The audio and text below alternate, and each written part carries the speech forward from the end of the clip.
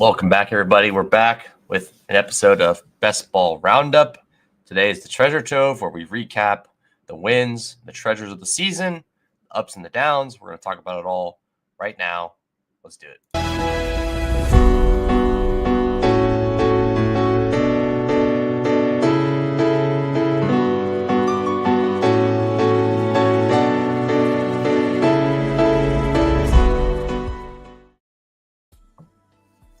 Hope everyone's doing well. We're back with Finding Value Fantasy. We're not doing Build and Battle. We're not doing any of the other stuff. It's not Treasure Tuesday. It's just going to be a Best Ball Roundup where I'm going to talk about the season a little bit and kind of recap how things went, specifically on the Best Ball side of things, and how it all went. And then obviously we'll go over the big game and what happened with that in the various playoff best ball and playoff contest with that. So we're just gonna go over it a bit, talk about what happened, and yeah, it should be a little bit of fun. Thankfully, we did have a good season. We were able to profit. That's what anything. It's really hard to win these games, so if you're able to profit even a little bit, that is a win. Obviously, the time commitment is quite a bit, but that's why I do this stuff. It's just fun to kind of share the experience with other people, and that's what makes it more fun, even if you don't win the big $200,000 prizes and stuff like that. But you could still turn a little bit of profit and have a good time doing it here, and it's a fun use of time, and you have the chance of profit. Doesn't always, you're not guaranteed it for sure, but it's enjoyable, and definitely worse things you could be doing with your time, no doubt. Probably better things too, but something that I enjoy. I'm sure a lot of people feel the same, so that's why we're here. So yeah, good season. The Super Bowl big game was fun to watch. It was not really a game, but hey, that's the way the cookie crumbles. It's still entertaining, and thankfully, I had some stuff to cheer for during the game. Two of which being I was cheering a lot for Mr. Let's see here. How do we want to do this? Sharing here. Let's go ahead and move this here. Let's move this here on its own and move this over there. And let's go ahead and pull up my tab over here. Let me see if I can get rid of this as well. There we go. All right. So here we go. Yeah, I mean, it was a good season, man. It's very enjoyable, and when things go your way, it can be a lot more fun. And it went okay, but it didn't go perfect. Definitely could have gone a little bit better in the playoff stuff, but we'll go over a lot of things today. So just buckle up. We'll be talking about everything I can today. But yeah.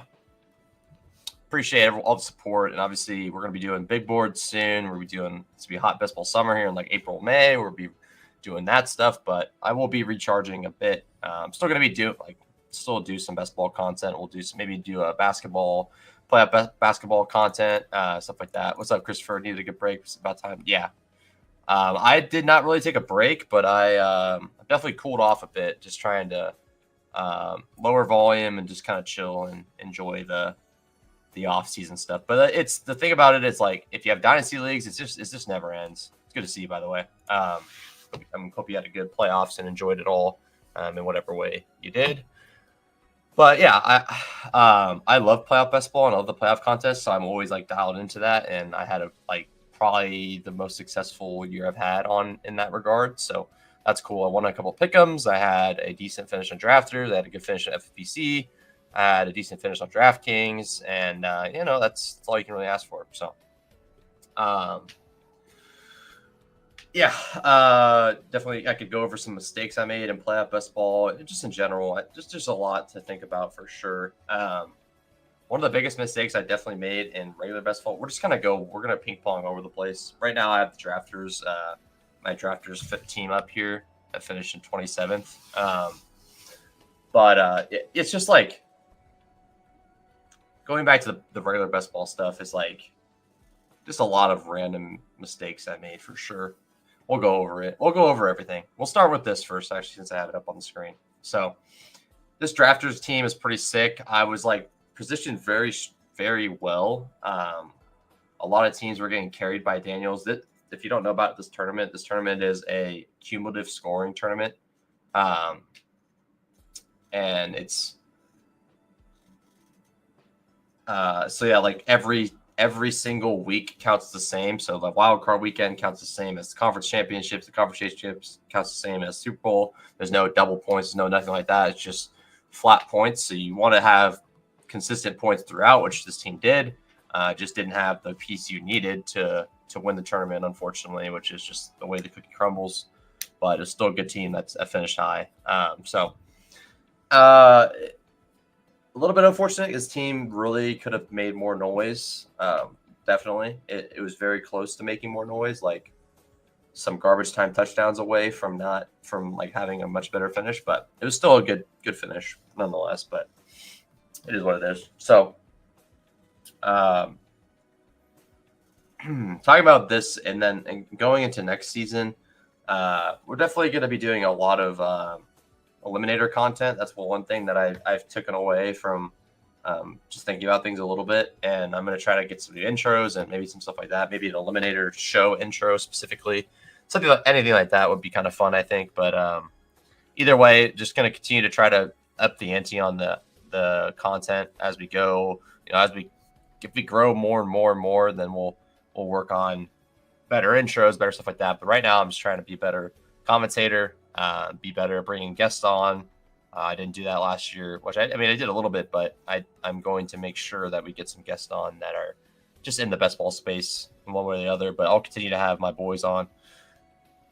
It's always fun to draft with people that aren't on the site a lot or just don't get to do this kind of stuff. And I think it's really fun to kind of include them in that when they don't have to draft a bunch of teams like I do, but they could still enjoy the sweat or just the building the team and learn for, their season longs or whatever. But yeah, a lot of Eliminator content.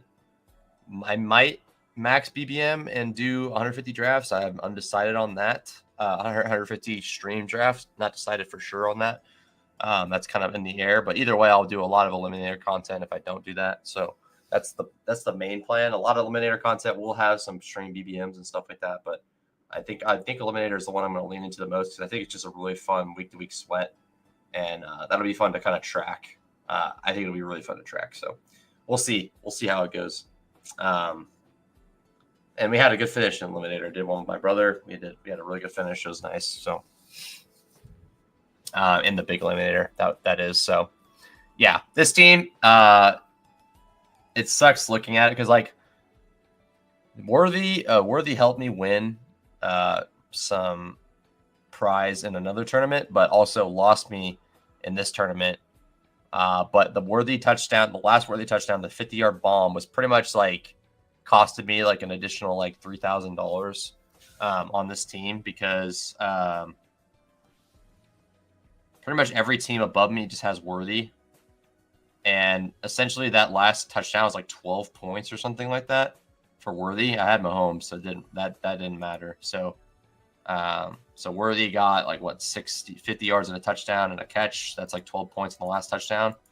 So, just pretend that all these guys had 12 less points. I would be ahead of this guy. This is a pretty masochistic exercise, but just for the sake of the video and the content here, I'll show you the unfortunate events that happened in that touchdown. So.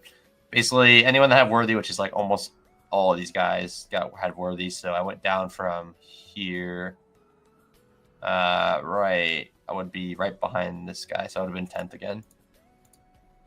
So 3,500. So I costed what, $2,750 there. It's a $2,700 bomb touchdown. A little unfortunate. But on the other hand, that also Worthy's performance in general helped my FFPC team, but that touchdown didn't actually benefit us in any way, shape, or form. So I would have preferred him not scoring that touchdown because then I would have gotten like 10th in this tournament. And then also, and if Worthy does a little bit even less than that, then I'm looking up here potentially. But still good. The Devonta Smith touchdown was electric. I'm really glad it did that. That could have moved me up a ton. It could have been all I needed, but didn't quite get there. Very good team. This is just I could definitely kind of recreate this kind of team. It's like hit the one-off wild card games. We got McLaurin, Evans. That's two guys that had good performances, and then McLaurin made a big run with Daniels on his back, or Daniels put him on his back there. And then we had Ladd, the one-off you really needed in the first round because he just started you off like an extra 20 points basically. So Ladd was a pretty big one-off, and FFPC as well, but also this contest. Let's see what else we got here. We'll have some more music too, just because I like adding new music occasionally.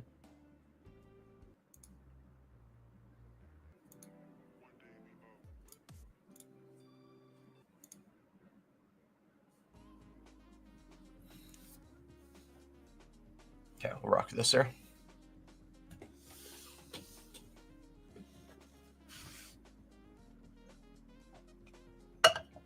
All right.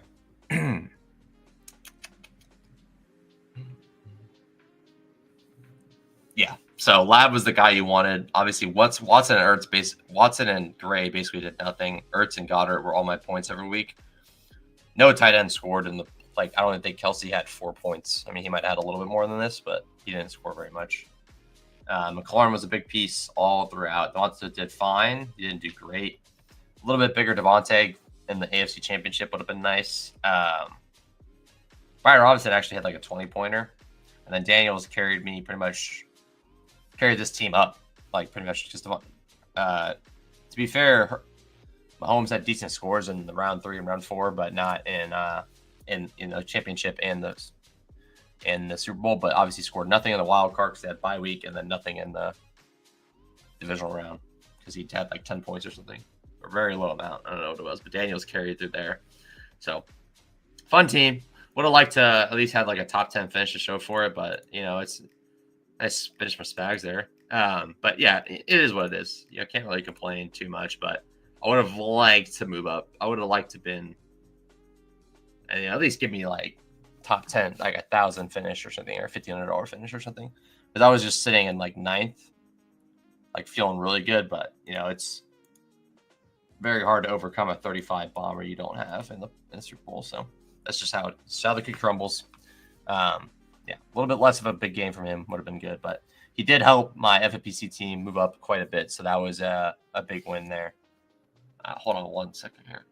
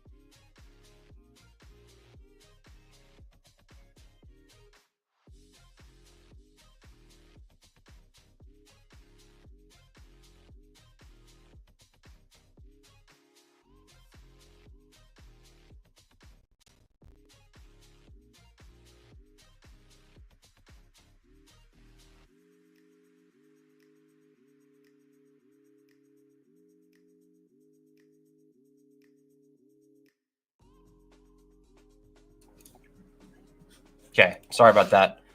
I thought my dog was up to no good, and he was up to no good. So, Spidey's senses were tingling there. Anyways, I got him now. He's good. So, back to where I was going. But yeah, unfortunate, but still a good finish. Top in 750 in this contest. I think I had like 20, about 12 entries. So that's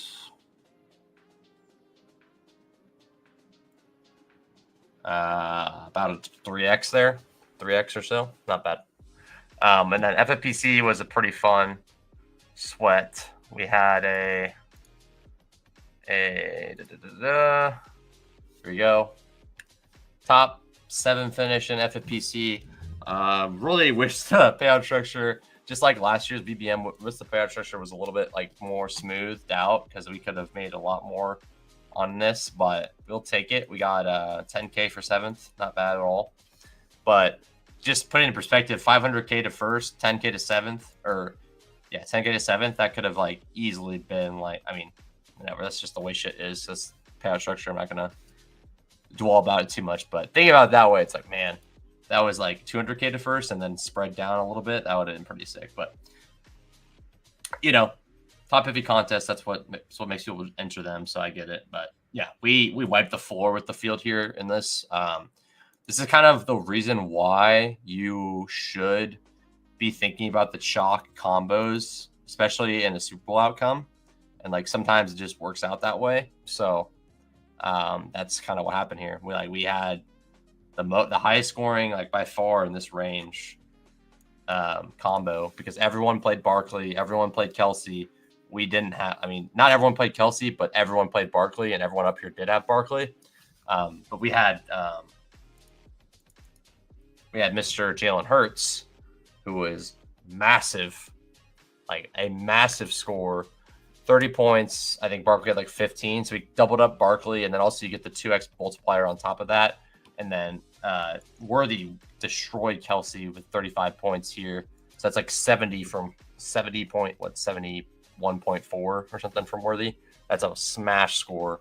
So, you know, that's the whole point of this stuff. That's kind of the idea. Let's see here. But yeah, it just kind of goes to show that's why having that non-chalk combo just gives you so much leverage. Like obviously we probably going into this point, if we had Barkley and Kelsey, we would probably be pretty high up. Like we would have started higher, but we wouldn't have moved past anyone. And especially if we didn't have Worthy, which Worthy is what you wanted to move up with anyways. So it's just like we had Worthy and Barkley, so we had ultimate leverage, and then they both had, Worthy and Hurts, and they both had big games to like basically surpass or at least get close with the Barkley stuff. I don't know what the total points for Barkley was against Hurts, but it must have been pretty close. So like Barkley has a little bit lower game, or Hurts is like a little bit more. Like maybe Hurts throws one more touchdown. Like this could have been like second or something. But you know, good finish. Like I said, 10K to second is not bad, or 10K to 7th is not bad. So I did actually, we did move up one spot, so we netted another 1,000 by moving up with that Worthy last touchdown. But ultimately, like moving up 1,000 versus losing 2,750, obviously the trade-off is better. I'd rather have the other side of that, but it's not as bad as I originally led to believe. So either way, very, very fun finish, fun tournament. We'll do it again next year for sure. And yeah, that's our best finish we've had. Obviously you want first, because that's where the big jumps are, but can't complain. Top 7 definitely paid for. This would have paid pretty much for like most of my playoff best ball, or that is fully profited my playoff best ball. And that's just by itself. So that's pretty cool, and pretty close to profiting if I just did this and won this on my regular best ball too. So that's cool. And then, yeah, so me and my brothers did this one on stream. Really, really awesome team. So I'm going to be sharing the love with them for sure. Yeah, that's what's fun. It's like you get to do a team with get a team with your friend or whatever, or your brother or whatever, or however you want to do it, and you share the love once it's over. Split it evenly, however you decide to do it. It's very cool. So definitely have that all planned out up front, though, so you know what the plan is. If I'm 50-50, everyone gets equal amount, which is usually the best way to do it. At least make sure that is known. You never know. You pull that team that wins 100,000 or whatever. You got to make sure everyone knows what the plan is. But very fun, very, very happy about it, and glad that couldn't be more happy that me and my bros were able to do a good job on this team. Works out to be Eagles fan in that way, and it all was pretty good. It's a good team. Really, the only the biggest lever we could have pulled here is not playing Puka and playing Rams defense. But at the same time, we also faded Minnesota, so it's just really hard to figure out the best way to go there. But some way incorporating Rams defense, I don't know who would have played. I guess Hawk would have been good. Put Hawk in here somewhere. We also went Freiermuth, which didn't work out too well. So if that was let's just say we fade them, play Hawkinson, and then rip Rams defense or something like that, and then there you go. Or pull a lever and get Mixon in this lineup, or Nico. Yeah, I know I floated getting rid of Ladd, so I'm glad we didn't do that. But actually, Nico, Ladd, and then throwing in Rams defense would have been the nuts, pretty much in some capacity. So either way, fun team. It all kind of panned out the way we thought it would. Only things that were kind of surprising is obviously Detroit getting knocked out right away, McLaurin making it for a while. This one we played Evans, which Evans did good too, and then we expected Puka, especially in 2 games, to smash. Didn't quite get there, but I assume most people around here had Puka as well. Yeah, so that didn't really. That's not the reason we got killed here. Most of these people also have Puka, so makes sense. It's a Hawk team. Yeah, Hawk. There it is. That's really the main thing. Having Hawk in there over what we had. Houston defense definitely got the job. Houston had a little bit less than Nico, but was still good enough. And then Rams defense actually beat Puka, so that's why Rams defense was so strong, and they had a ton of sacks. So fun contest, so much to think about, and kind of the thesis of the leverage, couldn't have been more clear, and it worked out. Hey, Worthy's leverage off Kelsey is a good play. Hey, Hurts is probably going to be lower owned than Barkley. If he has a big game in the Super Bowl, he could absolutely nuke, because in this, you do get 2 times the points. So it's even bigger when they have a big game. So it's we got 70 and 62.5. That is huge, huge points. So, yeah, pretty cool stuff. Pretty happy about that. Fun team. 7th place. Cannot complain. Out of the DraftKings team. So this is a very unfortunate as well. I'm not really kicking myself on this one, because I don't think I could have gotten in. The way I built this team, I wasn't gonna get I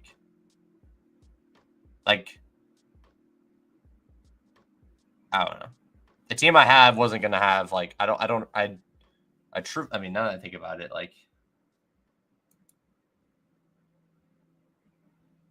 I am shocked that people got Hurts on these teams, but I guess it's not that surprising.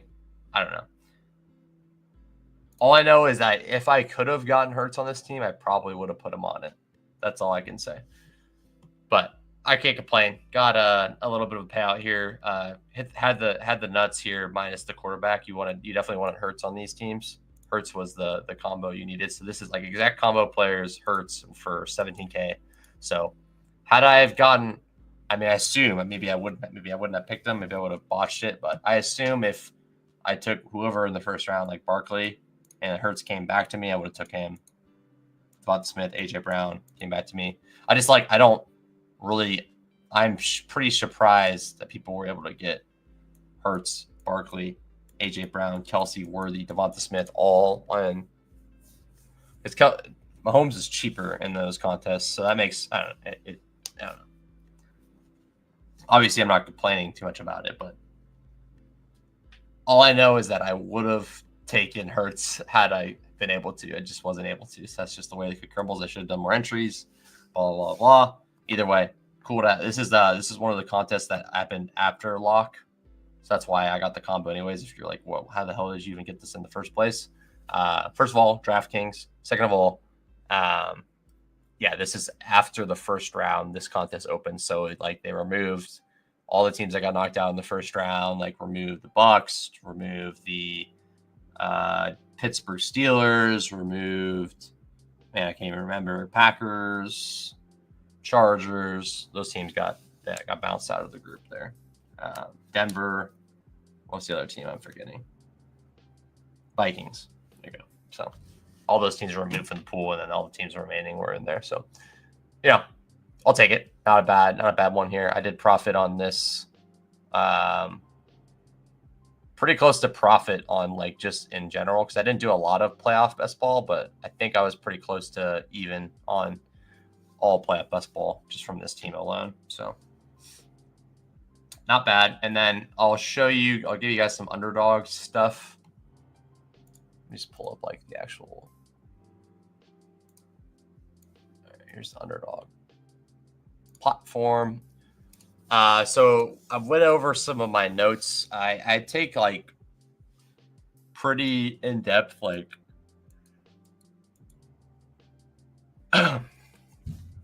information about like my, but like pretty good in-depth of like how the season went, what my entry fees were for playoff best ball, NFL, NHL, NBA, and how I finished in every contest, what the payouts were, what I received, stuff like that. So just a couple recaps here of like the bigger stuff that happened on Underdog this year.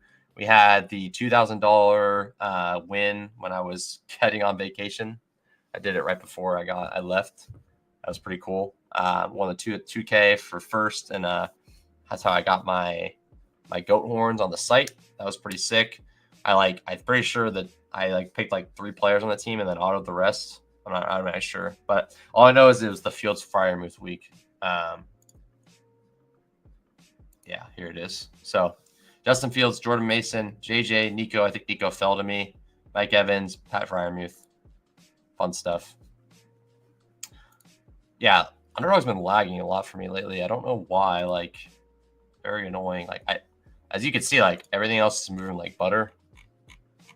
See this? Like I click around, it's like butter, and then I go to Underdog, and this shit makes my whole computer slow down. Weird. But yeah, absolutely nuked. I think I did check. This wouldn't have won the main contest, but would have been a good finish. But can't complain. Happy with a top first place finish and first one I've had in a battle royale. So it's a good team. What was this, week 4? I think it was week 4. I don't remember what week it was, but anyways, nice finish there. And then we had the big Eliminator team I told you guys about. Didn't quite make it there, but made it to round 14. Actually made it. Yeah, made it to the next round and I got knocked out. But made it to week 15 and then got knocked out. So 5K here. This team was I drafted my brother. We split this bad boy, and yeah, it's a very, very good finish. 5K total winnings. That's pretty sick.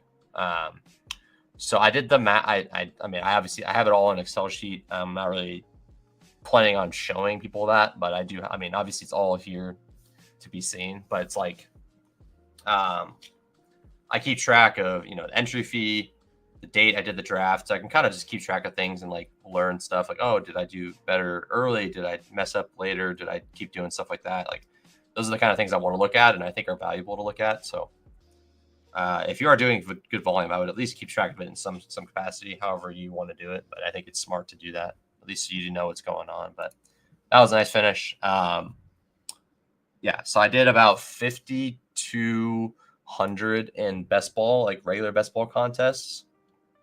That includes the big board, anything pre-draft, anything post-draft, big contests, small contests, puppies, biggest boards, big dogs, whatever contest you do. BBMs, includes everything, 5,200 about. I think it was like 5,220 or something like that.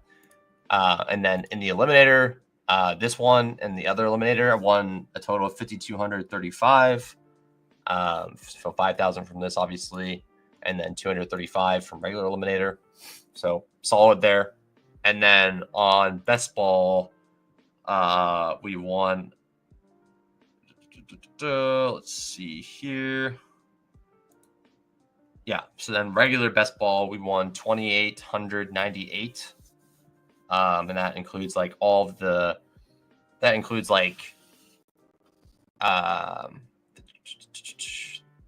includes. So these numbers are not including the Battle Royale win, but like, yeah, won that much on that. So that was cool. And that would include like my quarterfinals advancements. So like anything that made it to week 15 or week 14 through week 14 into week 15. So basically made it to the first round of the playoffs. Anything that min cashed, and then anything that made it to the finals. That was the total for this. So I got 1,000 here. This could have been much better. Also, it's kind of unfortunate. A couple of Amon Ra, like literally an Amon Ra, like 1 yard catch gets me another like 1,000. So that could have been a nice little win there, but still a good finish here. We got top 21 in here, and then we got, I think, 7th, and we got a min cash in this puppy. So we got 750 on the puppy too. So that was the two top like best ball finishes. I had two finals teams. One that had a shot at the top, was in the top 21 and was looking really good. Just didn't get there with Amon Ra. Needed a little bit better Amon Ra game for a bigger day. But still a good season. So, can't complain all in all. It was a very fun season. Like I said, I made some big mistakes. Like I had some pretty egregious exposures. We can actually take a look at those here. Let me pull up that exposure. Let me take a look here. One of which being Jonathan Brooks was just like a horrible exposure that I had. Here we go. So Brooks could not have been more wrong. Like I was all in on Brooks. He didn't even play till later. Like didn't even play till late, and then he got hurt again. And then Chuba was just smashed all year. So I had overweight Brooks, underweight Chuba. Awful right there. Rome not very good. Waddle not very good. Bucky, JSN, Bowers were all like really good, which is like what really carried my season. Those are my top 3 guys, and all were pretty strong. I mean, Bucky's like a 1-2, like a 2-3 turn pick in big board. JSN's a 2-3 turn pick in big board, and Bowers is like a 1-2 turn pick. Like that's pretty strong. Going like 130, going like pick 80, and then going like pick 100. Pretty fun there. So Waddle, Rome didn't do much. They both had okay weeks occasionally. Andrews was like an okay hit. It was like looking like a disaster. It ended up being fine. Jalen Wright was a 0. Tank Dell, rest in peace. Hopefully he's all right. I don't know when he's coming back, but he had like 1 good week all year, maybe like 2. Brooks, disaster. McMillan was a smash. Chase Brown was a smash. Leggett, Drake May, Polk really bad. Devonta was okay. Tyjae had some big weeks down the stretch. I got hurt.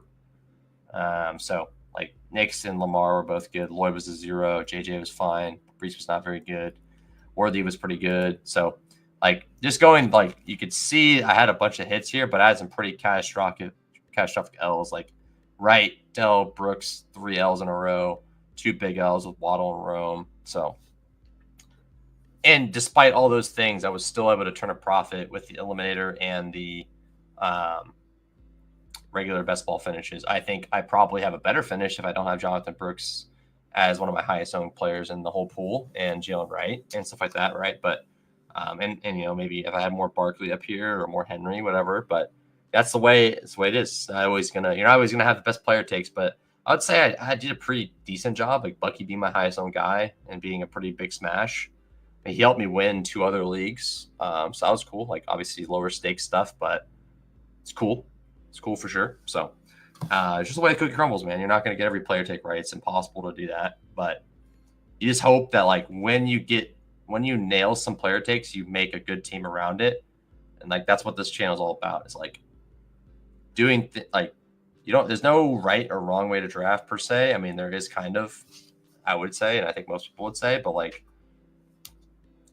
learning how to like allocate draft capital in a smart way so that when you do hit on the players, you can benefit the most from it. I think it's like one of the biggest, like most underrated things is like, oh, I'm going to take these 3 running backs in the mid range and just like spray and pray them. But like, oh wait, I need to get like 5 more running backs because I'm scared these ones aren't going to hit. It's like, no, like you took 2 early and then 3 in the mid range. You stop there and you hope it's good enough. And it might be, it might not, but you don't like overcorrect. Just like, oh, I need to be extra safe here. Like it's not a tournament like that. You need to be risky, take some risk, and make a team that when it's right, it's right, and when it's wrong, and that's fine. Like you're gonna lose teams in your portfolio because of that, but making your team extra safe isn't gonna help you get the top end upside you want.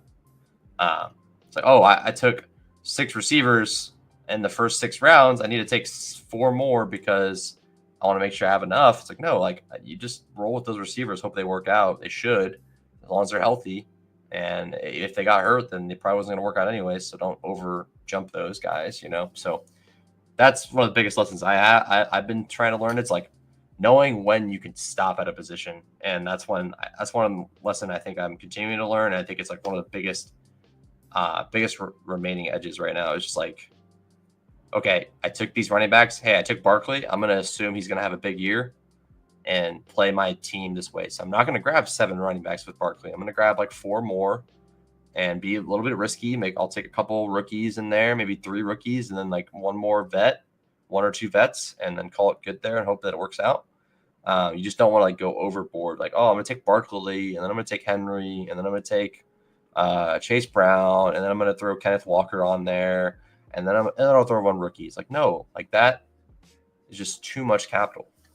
And when you're talking about 20 and 18 drafts, it's 20 and 18 round drafts. It does definitely change the equation a little bit, but just think about that when you're drafting. I think it's like one of the biggest takeaways I had from this year. And I will do more recapping. Like I also take notes throughout the year of like what happened, what's happening in the moment. Like I have a few notes down. One of which being like, I'm sure many people remember this, but like week 1, everyone thought Andrews was like a pure 0, likely was going to be the Giga Smash of the year. That wasn't the case at all, but everyone assumed it was. Andrews ended up being just fine. Obviously made a big mistake at the end of the year, but it is what it is. I hope he's doing all right. And he's still a good player, still probably going to be valuable again this year. And he's going much later this year too. But likely he had some good games, but it's not like Andrews was the guy. Pretty much the main guy and Bateman were the guys he kind of wanted on the Baltimore Ravens besides like Lamar and Henry. So like, it's just the way it is sometimes. Like you think that, you think one thing after week 1 and then it just changes immensely throughout the year. So, no, it was not likely season after that. It was not at all. Like I think he had like 1 or 2 more good games, like I said, and that's it.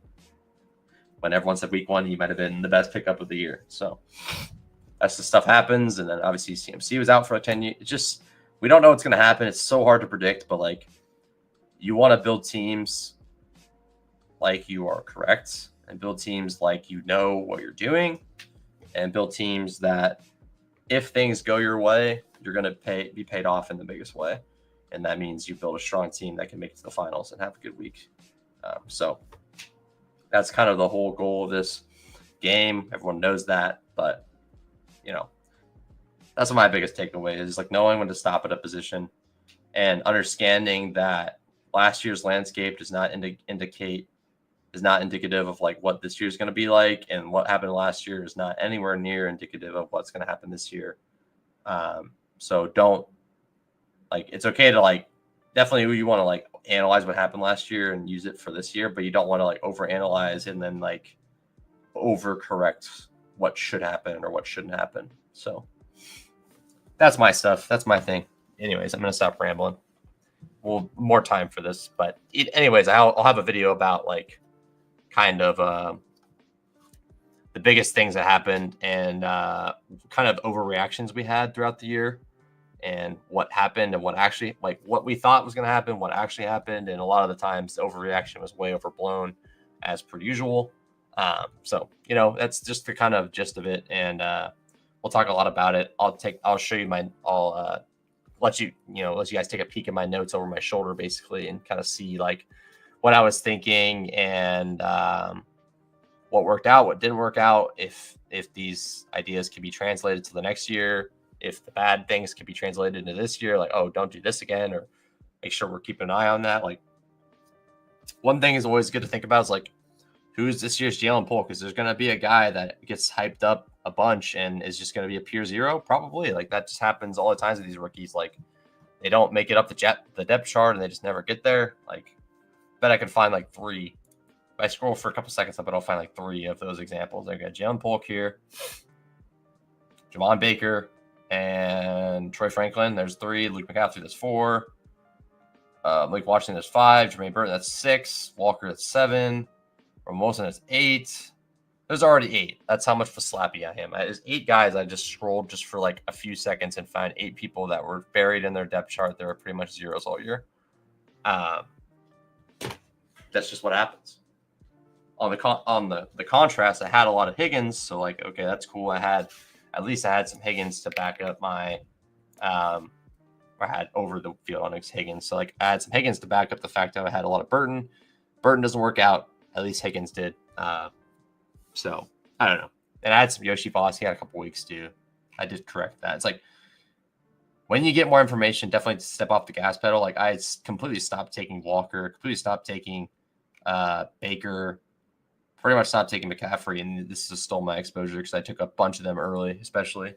But that's kind of the idea. It's like you want to don't get take lock either. That's another big thing. Don't get take lock either. It's like, okay, it's good to have takes, but like once you get more information, you don't have to keep unless you're just so confident that that player's misvalued. Like just think about it. At least have some humility and be like, okay, well, this guy's dropping because this and that. He got hurt in camp or whatever happened. Like just pay attention to those things and like think about it. Like, okay, hey, like no buzz about Devontae Walker in camp. He's been hurt. Not good stuff. Oh, Burton, all this bad stuff about him. And then we got Troy Franklin, not really making much noise. We got Jalen Polk having no impact in the preseason or anything, just nothing happening. Like these flags are there. Baker was fully buried, and we know that like pretty quickly. We knew like, okay, Baker is getting no buzz. He's just playing like with the backups, the third team every game, every playoff or every practice. Like that was pretty clear. And same with Devontae Walker, that like those guys were just not going to be good picks anymore. But then on the contrary, you're going to see guys like Yoshi Voss or, let's see if I can find one. Douglas was a guy that we like, okay, well, he probably is going to have a better role because he's just been being involved more. Where else we got? What else? Some dusty guys in here. Kendrick Bourne actually ended up being a better pick.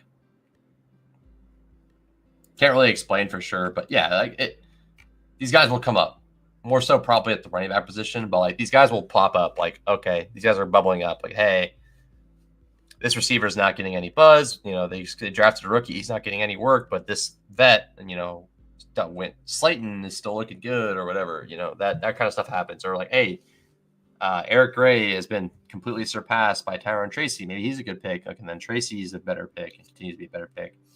Vidal getting like pretty much no one even knew who he was. Probably not as good of a pick, so we kind of slowed down on him. He doesn't work out. Lloyd's hurt all year, unfortunate. But there's stuff like you can react to throughout the season. So even if you do like, hey, like I have a bunch of my bags are packed full of Kamani Vidal or whatever, like let's stop taking them because which I did. I did stop taking him, and that's just how much I had. I had a bunch already.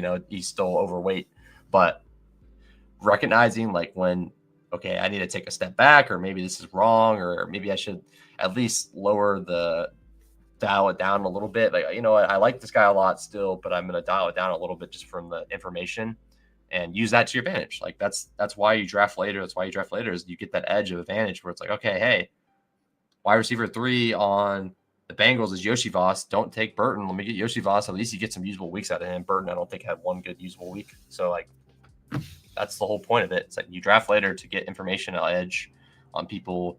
You know, you get more information about an injury being good or bad, and you can kind of fade or pick a player. And especially when you make when you have portfolio, which I always like to have a decent portfolio of teams, 100 plus or more. Like it's just nice because then it's like, okay, you know, I've already taken a bunch of Jonathan Brooks. Maybe I can chill. He's still banged up. In this case, I'm pretty sure I just kept martingaling him. We didn't hear a lot about him, but it was all like, hey, we'll be back week 5 or like early. And then, you know, we just never got a good report, and he came back like week 10 and you know, and then he got hurt again. So stuff like that happens too, even if you aren't like, you just don't want your head to be in the sand on stuff when like stuff is really clearly going against the player you were picking a lot of. And that happened with Baker, that happened with Devontae Walker, and I stopped taking them, and thankfully I did, because if I just kept grabbing them because they're at the, you know, maybe they got moved up to like 190 ADP and you just keep taking them, but like it's probably not as good of a pick as like, hey, let me take this other guy that's like getting a little bit of camp buzz at running back or a little bit of camp buzz at tight end or whatever. So that's the kind of stuff I think about a lot, and I definitely suggest you guys to do that as well, especially during like this time. It's like big board, and then we get combine stuff so that we get some results and some, you know, the bad combine, you can kind of think about that and then think about the good combine results and be like, okay, and that I want to take that guy a little bit more because he's going to move up, and I like that guy more because that's good sign for his draft capital and stuff. So, and then same when the season starts, like, hey, this guy is something, a really big target of mine. I like his draft capital, and then turns out they sign a guy off the street and he's a better receiver and he's getting all the camp buzz. And okay, well, maybe I'll take a step back at Devontae Walker, or take a step back of Jermaine Burton or Jalen Polk or Javon Baker, you know, whoever it may be. I think that's just something to think about. Troy Franklin, those kind of guys. So either way, it's fun to think about, but I think that's one thing I'm going to continue to do. And it's hard for anyone to do, like be willing to be wrong or like be willing to make mistakes, which I'm very willing to do that. I'm open to learning. That's why I take notes. That's why I'm trying to like inform other people of the things that I find as well. So hopefully they can help others in their decision making and drafting. So just something to think about is definitely just draft with that in mind and think about what you have now, what kind of exposure you have to people, and if the sentiment changes on the player, should that change your thoughts of them too? Most likely, most times they should change a little bit, but it doesn't have to like, oh, I'm off this guy now because this happened. But just definitely use discretion for that stuff. And you know, if you have 40% of a guy and you're getting camp buzz that they're just like bad attitude, they're not working hard, that's usually a bad sign for their opportunities to come, especially as a rookie and stuff like that. So just don't make sure your head is above water and you're kind of looking what's going on, and don't bury your head in the sand on stuff. I think I just see that too much where people will get take lock and then they'll never change their mind. It's okay either to admit you're wrong or to admit like, hey, like I need to take a step back. It might work out still, but I'm going to take a step back. I already have a bunch. I'm going to benefit plenty if he does well, but I'm going to try to take a step back, maybe take a couple shares of him at lower price because he's going to lower. But I'm going to kind of take this guy now. Like, hey, I'm going to go grab some H-Hand now because I don't have a lot of H-Hand, and I've been taking only Kyron Williams or something. I don't know, something like that. So trying to think of an example from last year. It's like, oh, I'm taking a lot of Jalen Wright. Maybe I'll throw some Bucky Irving in there. You know, maybe Bucky Irving could work out, right? So those are the kind of things that can work out a lot. So nonetheless, I appreciate everyone being here. That was a lot of fun. Put the doggo down, and that's it. Just going to go hit up the outro here. Appreciate you guys all hanging out. Just if you guys are watching this after the fact, leave a like, leave a comment. Let me know how you guys' season went. If you guys did well, if you guys did not so well, either way, we have another season ahead and another opportunity to get some takes right, get some takes wrong. We're all gonna do good things, get good takes and bad takes, but my main goal is to provide strategy content and kind of help with structure. And I think that's my biggest edge is like building with structure, not building scared, building without worry, like without risk worry. It's like, I'm not worried about the risk here. Like I'm playing a tournament that's super top heavy. I want to take risks, I'm not worried about this guy that may have an injury, but maybe he doesn't. Maybe he's healthy all year. Maybe he's fine all year. He could be a smash. So like, those are the things I'm not worried about. And I think that's a big edge in some ways. And it could be detrimental in other ways. Maybe my advance rate goes down because I'm not as worried about it, but maybe that makes my team stronger. If they get there, I get a CMC team through, then he gets healthy down the stretch, whatever it may be. So, just something to think about. I really like this stuff. It's just fun. And I'm going to continue to provide the best content I can and try to let you guys know what I'm thinking, ideas I have of like different structures. I'm always thinking of like, is this a fun structure? Like, could you build something like this? Does this make sense? Is going 3 tight ends of this team make more sense? Or is going 2 tight ends and an extra running back make more sense? Like all this stuff's always going through my head. And I'm a sicko with this stuff. And it's a lot of fun. So either way, I like it a lot. And I'm going to continue to try to definitely help out the structure time of things. I obviously do have player takes. I have guys I like more than others, but I just think that my biggest like advantage and traits that I have is my thoughtfulness of like what my structure is and in my like kind of creativeness of like how I could kind of create a team that makes sense or even is a little bit thin, but still like uses draft capital in a smart way. I take 2 tight ends early. I don't take another one. I take 4 tight ends late. I don't take another one. I take 3 tight ends in the mid range. I don't take another one. Just stuff like that. Like those are the kind of things you really want to think about. It's like, hey, I took 3 running backs early. I don't need more than like 5 probably. And when you take an extra guy, a lot of times that guy is probably going to waste. And you really need that extra receiver instead of that extra running back. And those are the biggest things that I think people do make that mistake a lot. And I think it's not going to hurt you. Like it's such a crazy game where like little mistakes like that aren't going to kill you, but they will, those things add up over time. And I think a lot of times that will like really hurt your advance rate in the first round, or maybe even hurt your advance rate in the bigger rounds where it's like, okay, I need to get top 1 out of 14 teams. Like I really needed this extra running back bullet. Like I didn't need this extra receiver bullet, or I needed this extra receiver bullet.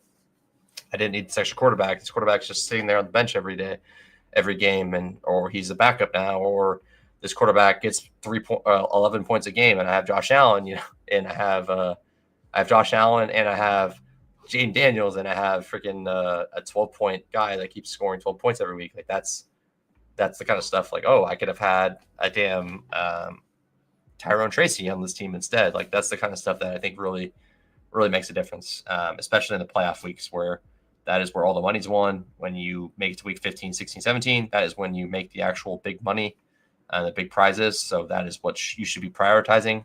Advance rate is not as important. Obviously, you need to advance teams to get them the next round, but your week 15 advance rate means pretty much nothing if you don't have teams that are built to hit the parlay of the upside you need to make it to the next round. It's just so hard. Like you literally need to hit a parlay like 3 weeks in a row to get the outcome you want, which is a big finish. So that's how hard it is.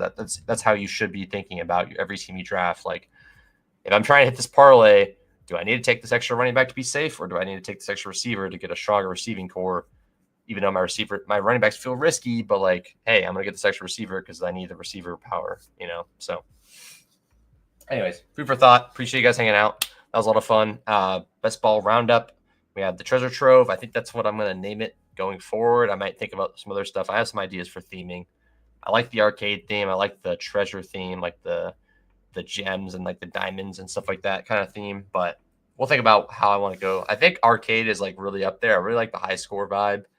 And like arcade vibe, but either way, a lot of fun stuff in the works, and gonna keep on working on stuff and take a little bit of a breather, but gonna continue to churn out content when I can, and you'll see me next probably doing some big board stuff and maybe some playoff best ball for NHL or basketball, NBA. So you'll see me soon enough, and hope you guys all have a good weekend. Enjoyed yourself, yeah, be safe out there. If you guys are getting snow or whatever, bad weather, be safe, and hope you guys all have a wonderful, wonderful rest of your day, and appreciate it. And I'll see you guys next time. See you later. Bye, guys.